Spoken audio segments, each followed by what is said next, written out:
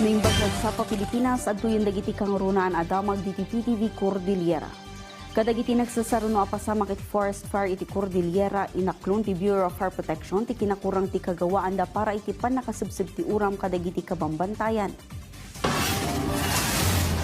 Sigun iti opisina Improvised Devices kan Traditional Style ti pamayanda amang subsub iti apoy. Agar-aramada iti anyaman ang mabalin apang idep iti uram iti kabakiran kas iti mano-mano apan ang basnot iti apoy o sarte anyaman akita ti runo ken kayo. Malaksid a delikado ken narigat asang atan dagiti bambantay iti Cordillera sana makasarek wenno makasangat dagiti fire trucks kadagiti kabambantayan ken sana dumanon dagiti water hose da ng runa no nagramaraman ti apoy.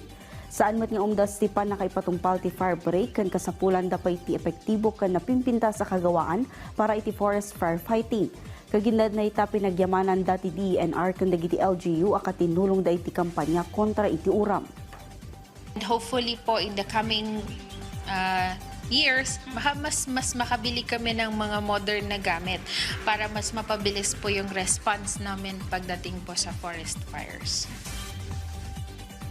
Kabayatan na impasigurado ti Department of Migrant Workers Cordillera nga ipatungpal dagiti programa ti ahensya ng runa ti livelihood program ang makatulong kadagiti OFW nga apektado iti gubat iti Middle East.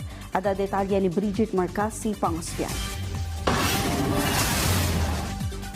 Mangyuswat ti Department of Migrant and Workers Cordillera iti maysa programa ang makatulong kadagiti OFWs tapno makapagrugita nga agnegosyo iti kanito nga agsublida iti pagilyana. Sigun iti DMW Cordillera, kas iti nakalanad a polisiya ti pagilyan ang maliklikan ti panagtrabaho dagiti Pilipino iti balasiw taaw, tarigagay damatlaang nga agtalinaadlaangan iti pagilyan dagiti Cordillera tapno agnegosyo wenno agtrabaho. Itong ating Buy Local program is a program that will hopefully tie our people here in the car. We are targeting those OFWs with businesses. We want to support them maski saan sila sa region. And also those are planning to go into business. Adu dagiti OFWs nga adaan iti agdamaan negosyo ngem karit kadakwada ti marketing, promotion ken establishments iti kliyenteda. Babaan iti livelihood assistance program ti DMW, matulungan dakin maipaayanda iti pwesto tapno maitaluda dagiti produkto da. Nakibinadang matlaangan ti ahensya iti Department of Trade and Industry ken TESDA para iti daytoy a programa.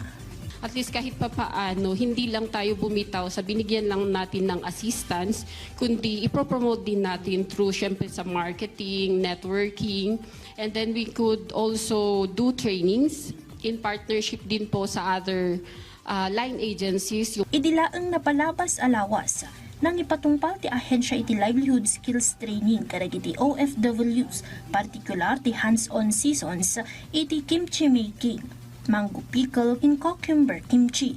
Babaan iti daytoy matulungan dagiti manalon nga OFWs iti Cordillera no kasano ang ma-develop dagiti apid daan nateng nang runa no makapasar iti oversupply.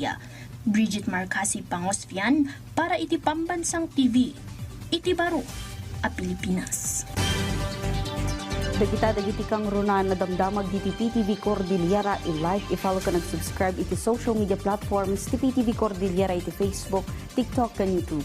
Para iti PTV balitangan sa probinsya, siya ni Audrey Villana na imbag ngaldab.